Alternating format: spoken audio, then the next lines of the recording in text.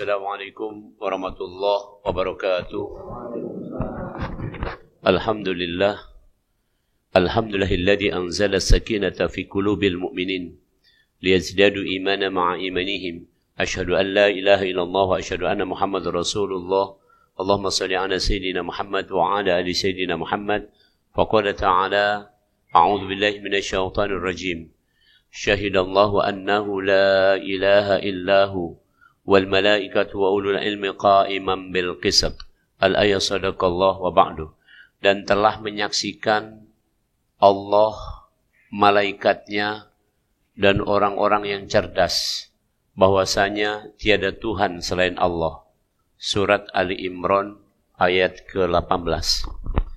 Hadirin rahimakumullah, dari ayat ini sesuai tema kita hari ini, kita ingin belajar hidup dengan keadaan yang senantiasa bertauhid. Itu kira-kira. Jadi yang bisa bertauhid ternyata hanya 3. Yang sebenar-benar ngerti tauhid cuma 3. 1 adalah Allah sendiri.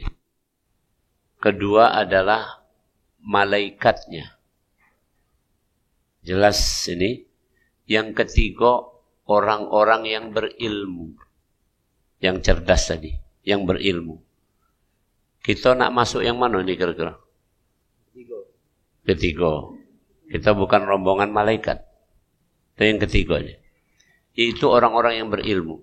Maka kaidahnya adalah berilmu, maka kita bisa membaca ayat Allah. Pelan-pelan ya saya sampaikan. Dari sini dulu. Ini ayat Allah. Ayat Allah ini hanya bisa dibaca, dipahami dengan ilmu. Oke. Nanti, oke, setelah dia memahami ayat-ayat Allah ini, maka dia akan sampai kepada kesimpulan.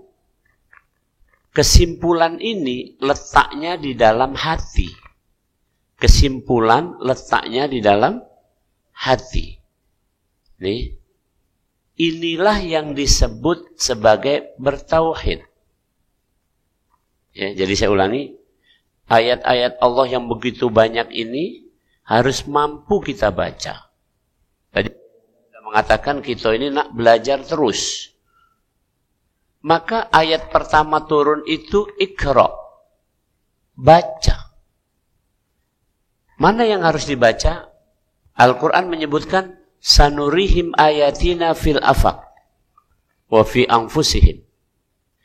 Kami benar-benar memaparkan seluruh tanda kebesaran kami, ayat-ayat Allah, di seluruh semesta alam. Ini ayat Allah. Air ini ayat Allah. Handphone ayat Allah. Mic ini ayat Allah. Masjid, tumbuh-tumbuhan semua ini ayat Allah. Itu begitu banyaknya. Bisa nggak kita bacanya? Kira-kira itu satu hal. Yang kedua, semua itu sudah ayat Allah, ditambah satu lagi yang banyak lagi. Pada diri kita sendiri, ini ayat Allah. Pernah nggak kita berzikir ternyata ini 33 ruas? Subhanallah, subhanallah, subhanallah, subhanallah, subhanallah. Ini 7 ruas, 7 ruas, 7 ruas, 7 ruas, 5 ruas. 7 kali 4, 28 ditambah 5 sama dengan 33. Jadi pakai ini baik. Subhanallah. Nah ini baru contoh. Pernah nggak terbayang bahwa ini melakukan itu dan sebagainya? Pendek kata, pada diri kita ada ayat Allah. Subhanallah. Nah, hanya orang-orang yang bisa membaca ayat Allah dan memahaminya baru yakin tentang tauhid. Yang pertama mungkin saya ajak kepada kita semua nggak langsung kepada tauhidnya, tapi sekarang saya ingin mengatakan, buktikan Allah itu ada. Mana cara membuktikannya? Bagaimana cara membuktikan bahwa Allah itu ada?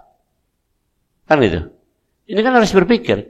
Nanti kita kalau diajak dialog sama orang-orang yang tanda kutip tidak bertuhan katanya, bagaimana kita ngomongnya? Bagaimana Allah itu ada? Jawabannya. Oke. Sebenarnya jawaban yang paling mendalam ada di Al-Quran surat 7 ayat 172. Pada waktu anak Adam kita ini masih dalam bentuk ruh. Perhatikan kalimatnya. Jadi ruh kita ini diciptakan dulu ketimbang jasad kita. Kita masih dalam bentuk ruh itu dikumpulkan di suatu tempat. Entah tempatnya di mana itu. Silakan baca surat 7 ayat 172. Dikumpulkan kemudian ditanya, Alastu birabbikum? Apakah kalian bersaksi bahwa tidak ada Tuhan selain aku? Itu kata Allah. Kalau kamu nanya aku, ingat tak aku? Aku dah ingat juga. Kamu juga dah ingat. Pokoknya itu ada di suatu tempat, Al-Quran menyebutkan begitu. Alastu birabbikum? Maka seluruh ruh anak Adam ini menjawab, Qalu bala syahidna. Kami bersaksi bahwa tidak Tuhan selain Allah. Maka begitu dia lahir, ke bumi ini, masuk ke dalam rahim ibu pada waktu 120 hari, atau 4 bulan, atau 16 pekan menurut kedokteran. Waktu ditiupkan ruh ke jasad itu, maka menyatulah jasad dan ruh ini, kemudian kira-kira 36 pekan atau 9 bulan menurut orang awam, keluar dia. Jadi lahir. Begitu lahir diazankan, La ilaha illallah. Benar? Diingatkan untuk yang kedua kalinya. Tapi anehnya, setelah berjalan dalam kehidupan, besar dia, bersyukur kita ini besar dari ayah dan ibu, ayah dan bunda yang bertauhid. Bersyukur gitu. Ini nikmat tiada tara. Bagaimana orang yang dibesarkan tidak pernah mengenal kalimat La ilaha illallah. Bekal awalnya dia kalimat La ilaha illallah. Waktu di ruh tadi kan, di alam-alam sana sebelum masuk ke kita ini, sudah La ilaha illallah, sudah bersaksi tadi. Begitu lahir, ternyata lahir anaknya George Bush misalnya gitu kan. Kan tidak diajari dengan La ilaha illallah. Anaknya Ariel Sharon. Kan tidak diajari dengan La ilaha illallah. Seperti itu kira-kira. Anaknya siapa lagi? Mahatma Gandhi atau segala macam pokoknya ini. Kan tidak diajari La ilaha illallah. Nah kita diajari La ilaha illallah. Diazankan. Diingatkan kembali. Nah, tapi Allah sudah berfirman, "Kaifa takfuruna billahi wa kuntum amwatan fa ahyakum?" Bagaimana mungkin kamu bisa menjadi kafir sedangkan dulunya kamu itu sebelum ada di dunia ini dalam keadaan dimatikan Allah baru dihidupkan. Maka inilah pentingnya kita punya pendidikan. Dan pendidikan kata kuncinya ilmu. Jadi balik-balik lagi untuk bertauhid, untuk mengenal Allah dibutuhkan ilmu. Bagaimana membuktikan Allah itu ada? Gampang sebenarnya kalau cara logika sederhananya saja. Logika sederhananya saja. Ajak orang yang nggak percaya Allah itu ke kamar kita. Misalnya kamar ini isinya cuma ada ranjang sama kursi meja, misalnya gitu. Oke. Jingok. Setelah melihat kursi meja itu, kemudian atau begini, saya balik. Datang ke kamar kita ajak kasih tahu, kamar ini kosong, belum ada isi. Belum ada isi, terus kita kunci. Terus kita keluar rumah. Cak semenit lah keluar rumah. Masuk lagi. Buka lagi kamar itu. Tahu-tahu sudah ranjang, tempat tidur, toilet, untuk berais itu kan. Segala macam itu sudah ada. Kira-kira tanya sama wong ini. Ini dari mana? Pertanyaannya ini dari mana? Pasti dia sepakat. Pasti ini ada yang datangkan. Ulangi, pasti ini ada yang datangkan. Untuk level tempat tidur sama meja kursi saja ada yang bisa datangkan. Bagaimana alam semesta ini ada? Pasti ada yang mendatangkannya, menciptakannya, mengadakannya. Mengadakan dalam bahasa Al-Quran namanya bari. Maka salah satu nama nama Asmaul Husna Bariul. Ini Bari itu ada yang mengadakan. Dulu nggak ada. Ini sekarang ada. Kalau menciptakan Khaliq. Ya. Kalau menyempurnakan Musawwir. Begitu. Kalau menjaga Muhaimin. Kan ada di ayat Al-Quran. Begitu seterusnya. Ini semua adalah lahul Asmaul Husna. Jadi orang tadi pasti akan sepakat bahwa kamar yang tadinya kosong terus berisi pasti ada yang ngisi, ada yang membawanya. Siapa yang ngisi itu? Ya pasti sesuatu. Pasti bukan itu deh. Tidak mungkin meja kursi itu datang dewek. Siapa yang ngisi kamar ini? Dia ini dewek. Tidak mungkin. Tidak mungkin dia ini dewek. Pasti ada yang ngisinya. Nah sekarang bandingkan. Siapa yang bisa mengisi semesta alam ini dengan miliaran galaksi? Dalam penelitian sampai sejauh ini ternyata sudah ditemukan 100 miliar matahari. 100 miliar matahari. Matahari kita kan cuma satu. Yang ada di semesta ini oleh para ahli astronomi itu udah dituliskan ada 100 miliar matahari. Ini baru sikok baik, kamulah sombong. Ini baru sikok, bukan punya kita pula matahari. Kecuali departemen store tidak tahu punya siapa. Ini 100 miliar matahari ini siapa yang mengadakan gara-gara gitu? Subhanallah. Paham ya? Jadi pertama yakin Allah itu ada. Yang kedua, membuktikan bahwa Allah itu esa, tauhid. Ini kan pakai ilmu. Saya ngomong ini pakai ilmu hari ini. Tapi tinggal nanti disebutkan ayat-ayatnya. Membuktikan bahwa Allah itu esa, Al-Quran nanti ngajarkan sama kita. Tapi saya sebutkan. Sekarang tanya. Kalau ini, pengajian ini saya ini. Yang suka nyiap-nyiapkan ini siapa? Wong berapa? Wong 3. Ini masing-masing ini ya. Ini B3. Oke. Terus kemudian wong 3 ini pasti pendapatnya ada beda-beda. Wong 3 soal. Sekarang pertanyaan aku. Matahari tiap pagi terbit dari sebelah mana kalau menurut arah itu? Timur. Ada enggak? Mungkin tanggal-tanggal berapa kaki nak terbit dari selatan belah ini? Ini contoh mudah Pak, melogikakan. Jadi Al-Quran sampai mengatakan hal tara min futur thumma rji'il basara karratain yanqalib ilaikal basaru khasi'a wa huwa hasir. Coba perhatikan betul semesta alam ini. Ada enggak yang enggak teratur? Sampai di Al-Quran di surat Yasin wa kullu fi falaki yasbahun. Segala sesuatu beredar pada tempat peredarannya. Subhanallah. Keteraturan ini berarti yang ngatur wong berapa? Kalau itu manusia. 1. Karena nggak ada perdebatan. Kalau 3 ini beda ini tadi ngaturnya nih. Cek, aku minta linjo agak warna-warna kuning dikit cek. Kata yang siko. Yang sikonya, oh cek, tidak bagus kuning. Tambahi merah. Sikonya cek. Agak biru-biru. Nama itulah kira-kira. Itu kalau wong 3. Jadi dari sini aja sudah masuk logika itu. Subhanallah. Hadirumullah. Jadi sudah saya ajarkan 2 hal tadi. 3 ya sebenarnya. 1. Tidak akan bertauhid kecuali orang berilmu. Yang kedua, untuk membuktikan Allah ada gampang. Tadi itu. Semesta alam ini siapa yang mengadakan? Nih, yang mengadakan, kan di Al-Quran dikatakan nih, kalau dalil Al-Quran, kita jangan dalil Al-Quran tapi dari akal kita dulu, jangkau enggak? Maka Al-Quran mengatakan, Kul man rabbus samawati wal ard. Kulillah. Katakan siapa yang sudah menciptakan langit dan bumi. Yang menciptakan langit dan bumi ini adalah namanya Allah. Nah kemudian, Allah itu macam mana? Tadi itu.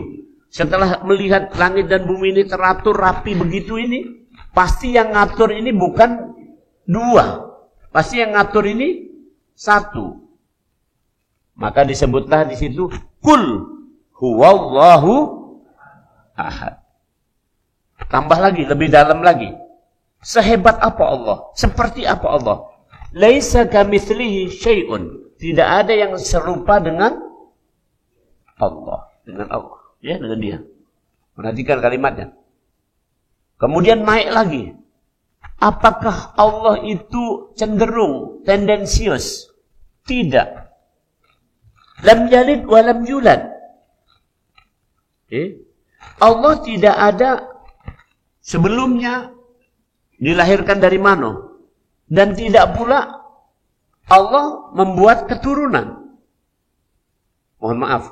Kalau Allah ingin membuat keturunan, mudah tak? Mudah. Subhanallah. Itu sudah dideklar oleh Allah. Nah, dari sini kenapa kita rontok manusia? Satu, manusia rontok karena kebodohan. Tidak punya ilmu, itu satu. Jadi kan syarat tauhid tadi ilmu.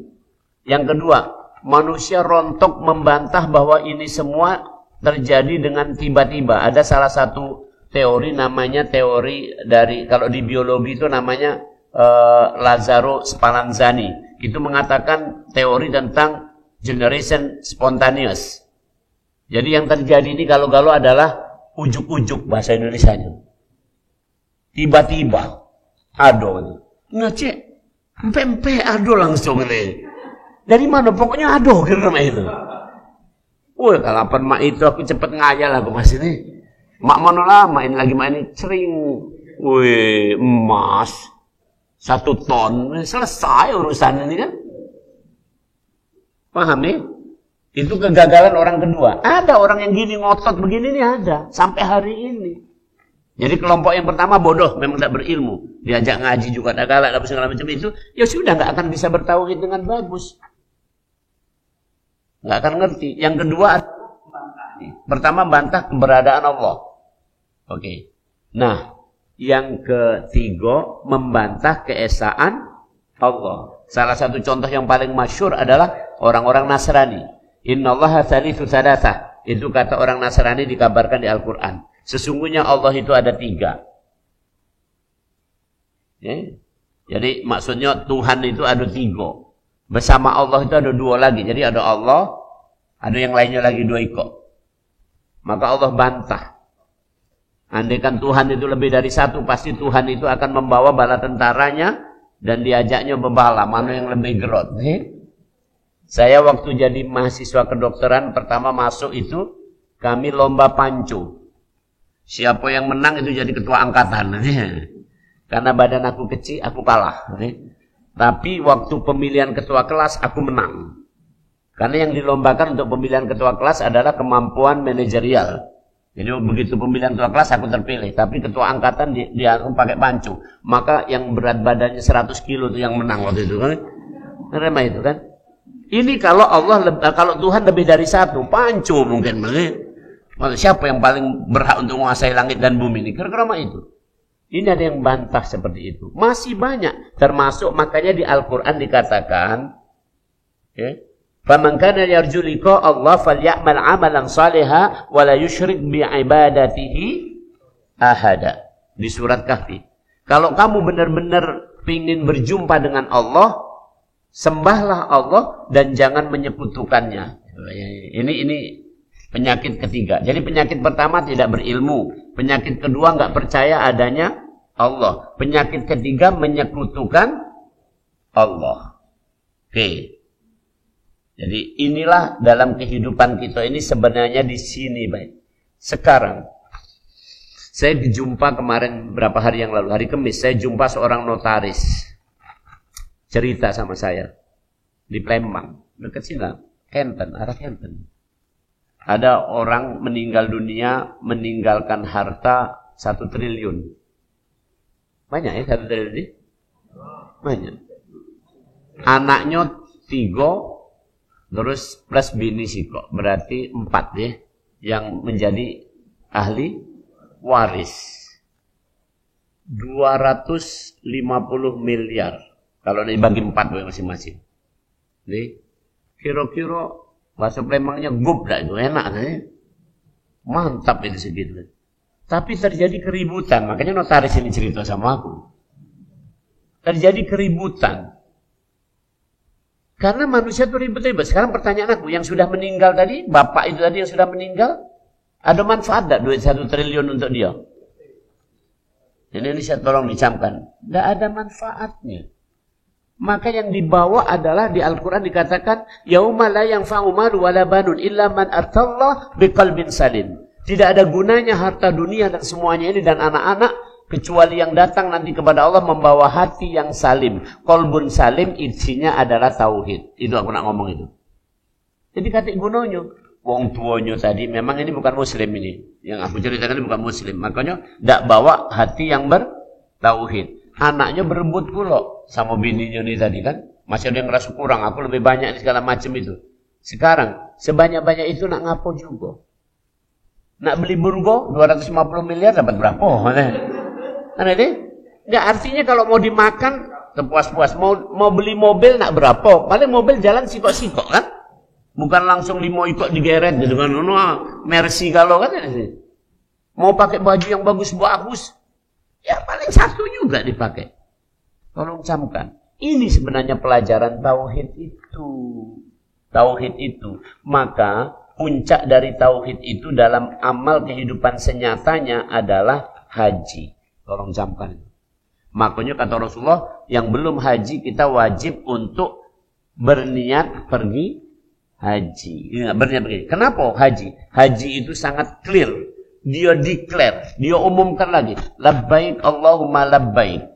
Labbaik la syarika laka labbaik. Innal hamda wan ni'mata lakal mulk la syarika lak. Labbaik Allahumma labbaik. Labbaik la syarika laka labbaik. Ya Allah, aku mendengar dan aku patuhi panggilanmu, aku datang. Tidak ada Tuhan selain engkau, tidak ada sekutu bagimu. Jadi orang sudah pergi haji, tauhid. Maka haji yang mabrur, ada yang nanya, cirinya apa? Waktu pergi haji pelit. Pulang haji jadi surah. Jadi penyantun. Jangan dibalik, karena ini ada kisah dibalik. Camat Ilir Timur 1 ngadu sama aku. Prof, waktu aku masih dokter. Dok, ada apa? Aku nak konsul. Konsul apa? Ada uang. Sebelum pergi haji itu, tanah itu katanya, pakailah tanah ini untuk pelebaran jalan. Terus kami proses. Dia datang balik haji. Tidak jadi katanya. Regola naik katanya. Ikan kalimatnya. Jadi orang kalau sudah haji itu sudah menyaksikan. Kenapa? Orang sudah haji itu pakai pakaian ihram kan? Bagi laki-laki ya, bukan ibu-ibu. Kalau ibu-ibu lengkap pakaian ihram tuh. Kalau laki-laki pakaian ihram tidak boleh berjahit, benar? Tidak boleh ada penutup kepala, benar? Nggak boleh, mohon maaf, pakai daleman, nggak boleh, nggak sah. Baju itu saja, sehebat apa? Walaupun baju itu belinya mahal, tetap baik. Tidak berjahit, ya, tidak bercelana dalam, kan? Kira-kira mah itu. Subhanallah. Kalau duduk harus hati-hati, benar kan? Kan gitu kan? Nah ini benar, inilah haji. Maka haji itu fatazawwadu fa inna khairaz zadi taqwa. Bekal yang terbaik dari haji adalah takwa. Dan pakaiannya namanya pakaian ihram. Ihram artinya haram. Selama memakai itu haram untuk melakukan 3 hal. Ya. Wala rafasa, wala fusuqa, wala jidala fil hajj. Itu. Jangan kamu ngomong yang jelek-jelek, ngomong kotor. Jangan kamu berbuat kerusakan dan jangan kamu membantah. Itu adalah akhlak haji ketika pakai baju ihram. Orang yang sudah haji merasakan tetap dalam keadaan pakaian ihram. Itu walaupun sudah balik ke Indonesia ini, rasakan dia adalah sedang berpakaian ihram. 1, tidak ngomong jelek dia. Jadi kalau ada haji ngomongnya masih jelek-jelek, nah, nggak tahu dari mana dia perginya kan. Yang kedua, jangan merusak. Ini sudah haji remuk, punya usaha, ngerusak alam, ngerusak ini segala macam. Gawenya nak, ikut kawan, ikut sana sini. Rusak itu namanya. Yang ketiga, bantah pula. Subhanallah. Sekarang ini banyak seperti itu keadaan kali. Jadi inilah beberapa penyakit-penyakit tauhid yang terjadi di kita. Ulangi, penyakit pertama tidak berilmu. Penyakit kedua adalah tidak percaya adanya Allah. bantah nih. Penyakit ketiga adalah syirik. Dan kita kalau mau gali lebih dalam, sebenarnya panjang banget ini, tapi intinya begini. Intinya begini. Segala sesuatunya itu innalillahi wa inna ilaihi raji'un. Asal muasalnya itu yang mengadakan, yang menciptakan, termasuk diri kita ini dari Allah. Nanti balik ke sana lagi. Jadi nggak ada hak kita setetes pun untuk mengklaim apapun. Jadi contoh, kalau kita bisa berbuat baik, apa yang kita ngomong? Apa bahasa kita? Ini cara-cara orang beriman. Kalau kita berbuat baik, kita langsung ngomong, cek siapa dulu? Aku ini. Nah, kalau kita mengatakan begini yang benarnya ini ajaran para ulama. Begitu kita bisa berbuat baik, kemana cek? Pengajian. Wah mantap ya kamu pengajian. Langsung kamu jawab bahasa Arab nih, bahasa Arab. Bahasa Indonesianya kakek silakan tadi makan. Hada min fadli Rabbi. Ini semua adalah pemberian dari Tuhanku. Itu ngomongnya. Jangan ngomong langsung cak korun itu. Aku kayo ini aku dewek, kata urusannya Tuhan. Nah, itu kata korun. Di Al-Quran itu dikatakan mafatihahu. Mafatihah itu dari kata-kata miftah. Miftah itu kunci. Jadi kuncinya gudangnya korun itu kalau dibawa kira-kira zaman sekarang ini bertronton-tronton. Itu kuncinya apa itu? Kuncinya apa? Itu ada di Al-Quran di surat Qasas. Jadi kalau lagi lewat itu armada bukan armada hartanya korun, tapi armada kunci lah ya. Mana kira-kira? Ya Rabbi Karim. Sekarang orang terkaya di dunia, katakanlah Jeff Bezos yang punya Amazon.com, ya, baru belum mencapai, seingat saya belum mencapai 3.000 triliun. Baru sekitar 2.000 triliun. Orang terkaya di Indonesia, Hartono bersaudara, baru sekitar 300 triliun. Ini korun, kuncinya pakai tronton. Kuncinya itu. Jadi ini buka sipok di Indonesia yang kleng. Makanya harta ketemu di mana-mana disebut hartanya korun. Itu. Tapi korun mengatakan ini bukan gawinya Allah, ini gawe aku, ini kata urusannya. Itu korun. Yang kedua, militer yang sombong disebut di Al-Quran Haman. Nih, itu. Jadi kalau ada jenderal yang ibaratnya tidak nak mati-mati, maunya dia berkuasa nian, ya, itu Haman. Sudah ada contoh-contoh kalau. Nah, tapi hati-hati kata Rasul. Kita diajari doa, Allahumma inni a'udzubika minal kufri wal faqr. Itu wong yang kayo-kayo, wong yang berkuasa, yang itu cenderung menyimpang dari tauhid, cenderung menyimpang dari tauhid. Tapi bukan berarti orang miskin tidak. Kata Rasul, kita diajari doa, ya Allah, aku berlindung dari kefakiran. Karena kefakiran itu dekat sama kekafiran. Maka Allahumma inni a'udzubika minal kufri wal faqr. Buktinya ada. Orang-orang yang fakir disumbang Indomie tidak agama. Ini yang terjadi. Jadi, ya mohon maaf ya, maksud saya gini loh. Kalau kayo, bukan aku nyuruh nih, kayo, terus kafir, ya masih ada nikmatnya lah, yang kayo kan.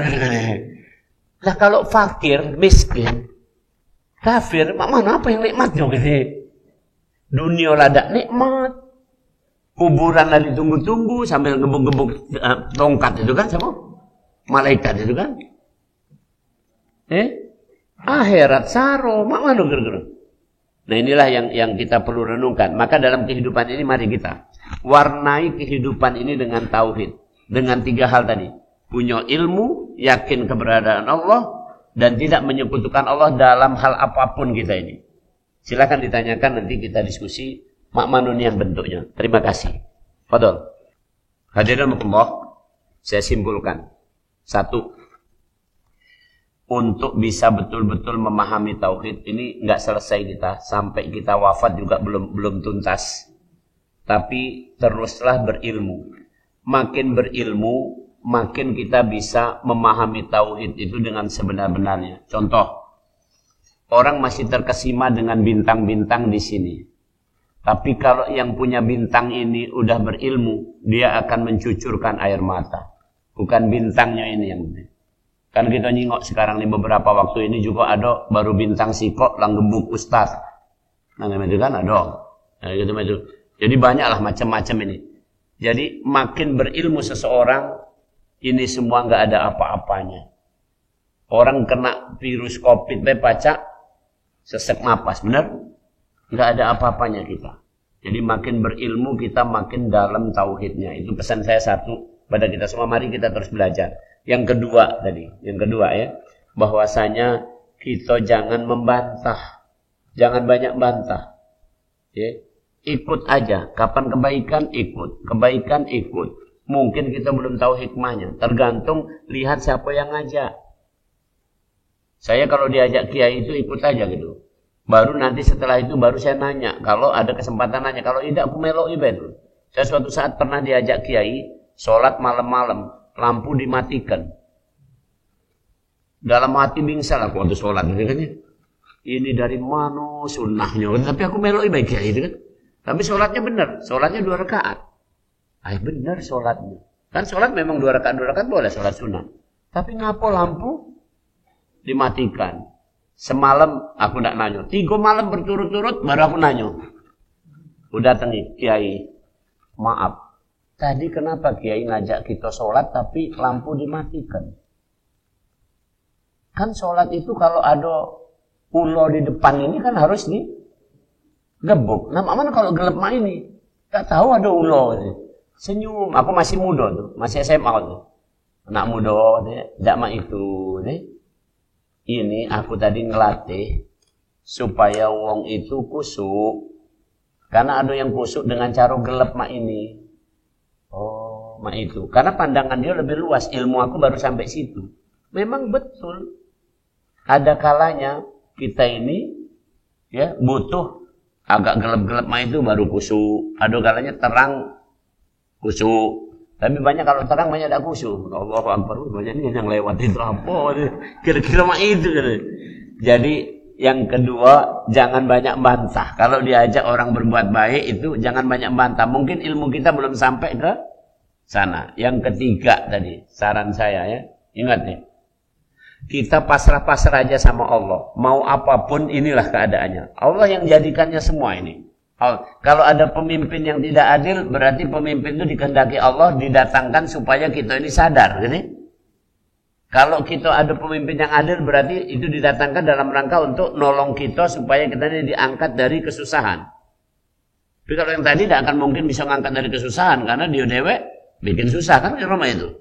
Oke. Nah, yang keempat tadi, tolong camkan yang bukan urusan kita. Ini berkaitan sama tauhid. Tidak usah nak kita urusi. Ya sudah biarlah. Wong nak ngomong apa ribut itu urusan kamu tuh. Apalagi mohon maaf zaman sekarang ini kan banyak sensasi-sensasi karena dekat ini bulan Januari ini akan diangkat KPU kan. Sebentar lagi ini KPU diangkat kan. Kemarin KPU bulan Desember seleksi. Mungkin bulan Januari ini final diumumkan dan dilantik KPU pusat sampai ke KPU daerah. Kalau sudah mah itu berarti peluit ditiup sudah nak pemilu. Ya kita jangan tembudi lagi. Banyak ini kaki sebentar lagi yang pakai peci pergi ke masjid. Tadinya ngelarang kita karena Covid katanya karena jangan kalau macam ada lah ingatnya. Jadi kamu tidak jero-jero yang mak ini itu kan ya. Pas lah wajah-wajah di sini kan cuma ayah anda yang ada di sini terus hadir nih. Sama kamu kalau ini kan ini gitu. Ada yang lain lagi lah, yang nyemolo-nyemolo gede, yang baru yang apa? Tidak ada. Inilah kalangan kita. Ini kalangan kita. Begitulah kira maksudnya kalangan kita. Bukan berarti ini ada boleh tambahlah. Tapi inilah saja. Ini kita ndak. Nanti datang orang baru percaya sama wong yang baru nih omongannya manis, begitu kan? Nah inilah gangguan-gangguan dalam tauhid itu tadi. Tidak usah urusi yang itu. Urusan kita dewek mana nih? Gawe kita, bisnis kita, urusan kita, ini yang difokuskan. Demikian mudah-mudahan bermanfaat. Bismillahirrahmanirrahim. Alhamdulillahirabbil alamin wal aqibatu lil muttaqin wala udwana illa 'alal zalimin. Allahumma shalli ala sayyidina Muhammad wa ala ali sayyidina Muhammad. Wa hab lana haqiqatal imani bik hatta la nakhafa wa la narju ghairaka wa la na'budu syai'an siwak. Ya Allah, karuniakan kepada kami hakikat manisnya iman, sehingga kami tidak takut, tidak meminta, dan tidak menyembah kecuali hanya kepadamu, ya Allah. Wa aiha bima'rifatik, wa mitha ala syahadati bisabilik. Ya Allah, hidupkan kami dalam ma'rifah, ilmu yang sebenar-benarnya, ya Allah. Ya Allah, wafatkan kami dalam keadaan bersyahadat, syahid di jalanmu, ya Allah. Wa sallallahu ala sayyidina Muhammad wa ala alihi washabihi baraka wasallam. Walhamdulillahirabbil alamin. Mari kita akhiri dengan doa kafaratul majlis. Subhanakallahumma bihamdika asyhadu an la ilaha illa anta astaghfiruka wa atubu ilaik. Assalamualaikum warahmatullahi wabarakatuh.